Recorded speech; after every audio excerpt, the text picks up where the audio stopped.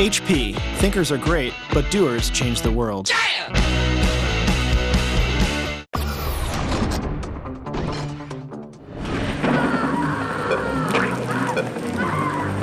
It's twilight in the city. The civilians are running for their lives to escape a horde of marauding zombies. Their only hope is Brian Davidson, hovering above them in his super speedy helicopter. He shoots at the zombies to clear the way and get the civilians to safety. That's how they do research here at the Augmented Environments Lab at the Georgia Institute of Technology. The lab was founded in 1999 by Professor Blair McIntyre. I was always drawn to games and computer graphics and to virtual reality. The notion of sort of 3D worlds that you could move around in and interact with was very exciting. Researchers here mix the digital and physical worlds, testing our perception of reality, like this vertigo-inducing experiment. We use these biometric devices to measure a galvanic skin response, and then we give them surveys afterwards to determine how they responded to it. Did they perceive it as real? Oh wow, that's really scary. This sense of vertigo, that is kind of what we're looking for. We figure that if people have sort of a fear response, then that gives us a sort of baseline.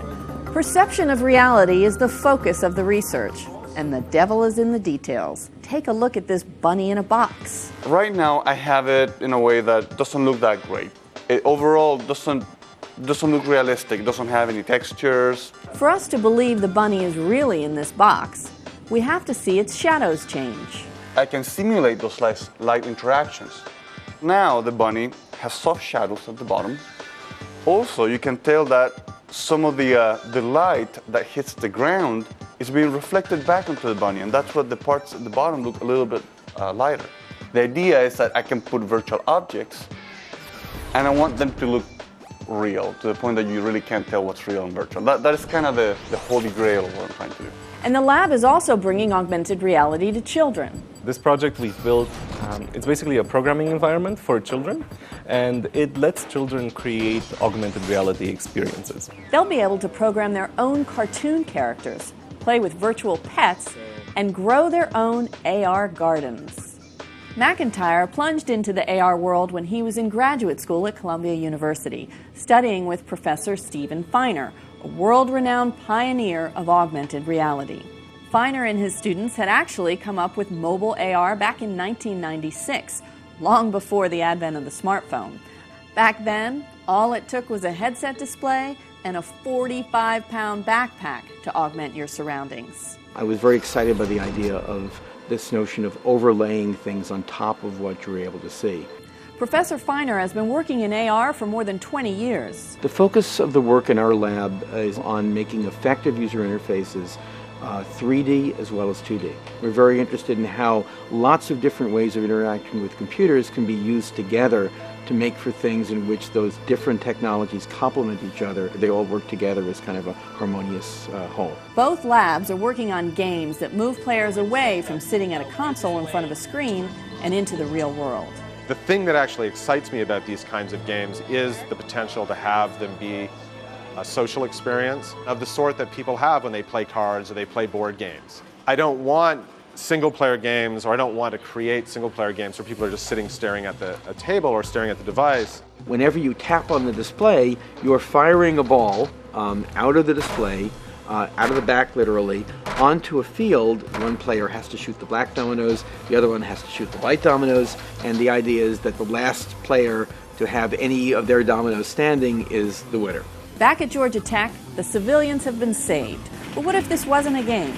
What if the invasion was real? Imagine instead of this being a fake map, it's a map of Atlanta, and there's been some sort of bioterrorism attack, or there's been a natural disaster, or it's a map of Baghdad and we're military commanders standing around a table.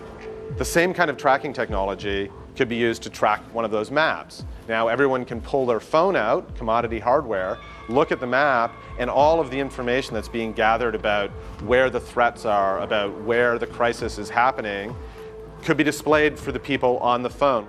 The Columbia Lab has a contract with the U.S. Office of Naval Research. They're looking into ways that AR can help with real-time training and instructions using this Rolls-Royce Dart 510 turboprop aircraft engine. So I'm going to follow the localization graphics, queuing information to the screwdriver. One really nice additional advantage is that because you're getting information, because you're getting assistance while you're actually doing the task, you may need to know less in advance about how to do something, because at all times you're getting additional backup assistance essentially.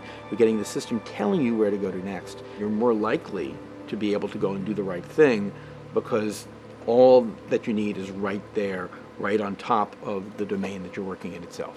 All these years of experimentation in university labs are now bearing fruit as augmented reality hits the market. That's become for us very exciting because it's something that in my lab and in many other research labs across the world, people have been pushing on for a number of decades now.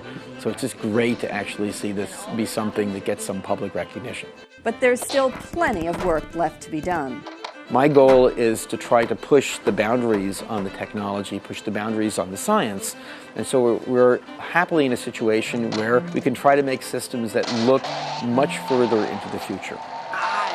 That, I think, is the role of universities, right? Because we don't have to make a profit. And when Google and Microsoft and Apple and all these other companies decide they want to do AR, we'll have to find something else to do. What we want to do is get to the point where the tens of thousands of web designers around the world, people who are going and getting design degrees, people who know how to just create traditional user interfaces can start creating augmented reality and experimenting with it. Coming up next. Hello, friend. I thought, on one hand it's great because they're learning essential skills for the 21st century, but on the other hand it felt like they're missing a lot in reality. So I thought, what if we actually take some of the things that attract kids to computers and video games and the internet and bring it into reality? I knew that law enforcement had to come in on the ground floor as this technology is being formed, as these innovators are doing amazing things.